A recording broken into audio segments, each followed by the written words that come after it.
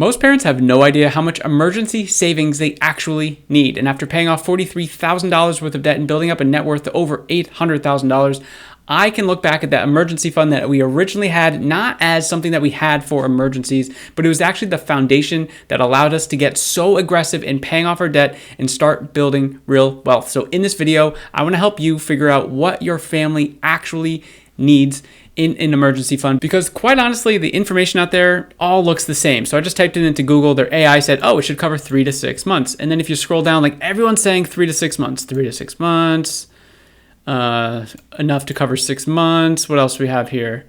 3 to 6 months. And in the long run, yeah, that could work. That sounds amazing. 3 to 6 months sounds great, but right away, possibly not. And I think this is a big reason why most parents feel like they can't do it, or, oh, personal finance isn't for me. Because when they see, oh my God, my emergency fund needs to be 3 to 6 months worth of my expenses, they look at their expenses and it's anywhere from, say, $3,000, $5,000, $6,000 a month. They're like, I can't save $9,000 to $30,000 plus $1,000 in order to have a proper emergency fund. Like, that's insane. I'm sure you've also seen people talk about the $1,000 emergency fund, and it's been talked about for decades. But in today's world, that number specifically is pretty tough for parents because, kids are freaking expensive. So I think the real question that we're all trying to answer is how much money exactly should be in your family's emergency fund? And here's why it's so important. I like to think of emergency funds like a video game. So imagine your favorite video game. It's maybe an adventure game. You're sort of looking first person through the camera or whatever. You're walking along, you're doing all your stuff. Then all of a sudden out of nowhere, you're getting attacked, right? You're going through the level, you're getting attacked. You don't know what to do. Your health is going down. The shield's flashing. The screen's all red and everything like that. What do? Well, in real life, what's happening here is you're walking through life. Everything's going great. And then boom, an unexpected expense comes out of nowhere. That's the attack in the video game. So what do? Well, in the video game, you look around for the health kit or whatever. You maybe grab it. You go behind the rock and you wait for the bad stuff to go away. And in real life, this could be like, oh, an unexpected expense just popped up out of nowhere. I have to dig into my emergency fund here. Let me just take a second, pause, and then move forward, right? Because in the video game, you probably don't bust through everything and try to you're not gonna win that way because you haven't gotten to the checkpoint yet. So all that work they've done in the game, you're gonna be going back to the checkpoint. And it's kind of like in real life. If you don't have that emergency fund set in place and you don't reach that checkpoint, you just have to undo months and months of positive efforts. I've seen this so many times working with families specifically where it's like 2, 3, 4, 6 months have been going great. And then all of a sudden something pops up out of nowhere. Of course, life happens and it sets them back the 3 months, 6 months or whatever, or even more.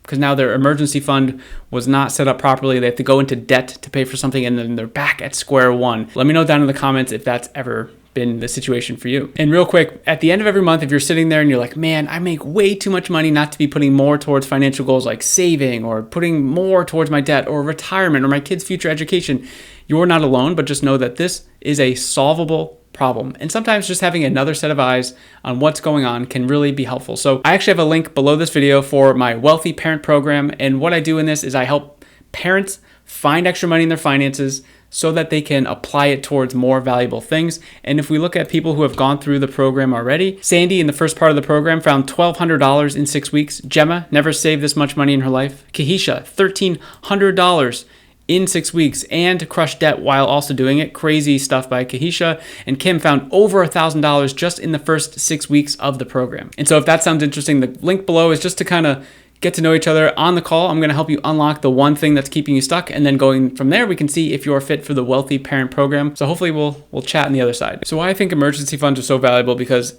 literally, like I said at the beginning of this video, if my wife and I did not have an emergency fund, we would not have been able to be so aggressive paying off the debt. We paid off $43,000 of debt in 13 months. How is that even possible? Well, at the time, and I had to look back, this was kind of hard to figure out, but I think we had about $1,500 of an emergency fund. And at the time for us, that felt like enough. Now, everyone's going to have a different term of what enough is. And in a second, we're going to be talking through what I think families like yours should be doing in terms of to give you a tangible number that works for you. But this $1,500, what it did is it was like, okay, no matter what happens, we're probably fine. Like, we're going to be aggressive with our debt. We're going to have no margin at the end of the month for anything else. It's just like we're crushing towards this. And then like in the last month, that's why we were able to do it in 13 months. We used that $1,500 towards the debt. I don't know if I'd recommend that, but for us, it was like, let's just get this thing out of here. We've been crushing it so hard because we knew the next month we'd just be able to fill up the emergency fund again based on how much we were putting towards our debt every single month. So it was gone and then it was back in the next month. And then the following months after that, we put money towards our kids' future education. And then the following months after that, we just pumped it really hard into, basic investing portfolios and things like that. And that's what skyrocketed our net worth. So we went from $43,000 in debt basically to over $800,000 of net worth currently. And what slingshot us forward? Slingshot, is that a word? I'm not sure. What moved us forward was that $1,500 emergency fund in the beginning. Now, as things progressed in life, like as we started to have kids, now we have a mortgage, like there are more buffers in place because we've just gotten too far in the process. We're not going to let a thing get in our way here. So we have, there's a buffer in our checking. We have savings, like regular savings. We have high yield savings. And then of course we have all the investments and stuff like that.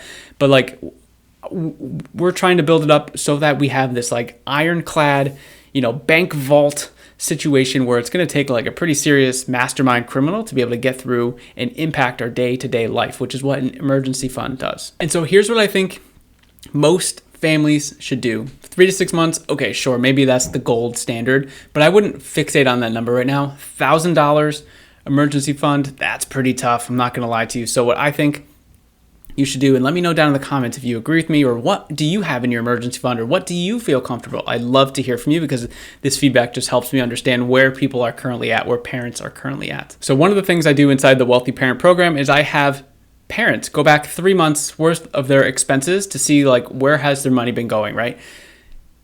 I think for emergency funds, if you're able to, what might be really helpful is try to remember, or you can even look at the data of the last 6, 9, 12 months. I know we're going back pretty far, but this is going to be helpful. What was the largest expense that popped up out of nowhere?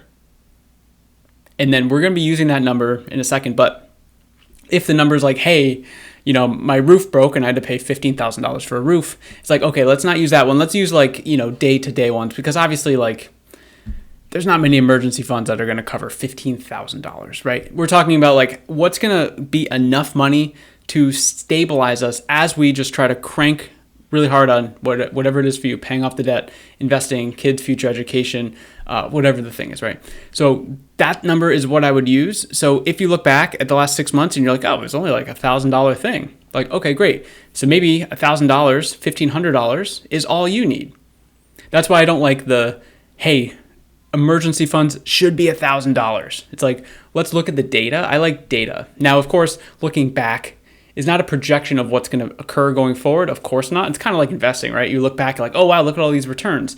Doesn't mean that's going to be the case, right? But at least we have a semblance of an idea of what it could be. Now, for some people, like me, having a mortgage and kids, maybe you just want to have a little more cushion in there. So maybe if it was $1,000, maybe try to go for $2,000 just to have something, right? Or some people like the 1 month of expenses. And so I would say for you, it's a comfort level thing. For me, I would like to just look at the data. How much was the most expensive thing? That's what I'm putting in there. So yeah, guys, let me know down in the comments how much is in your emergency fund now, and make sure to check out the link for the Wealthy Parent Financial Clarity Call, and I hope to see you there.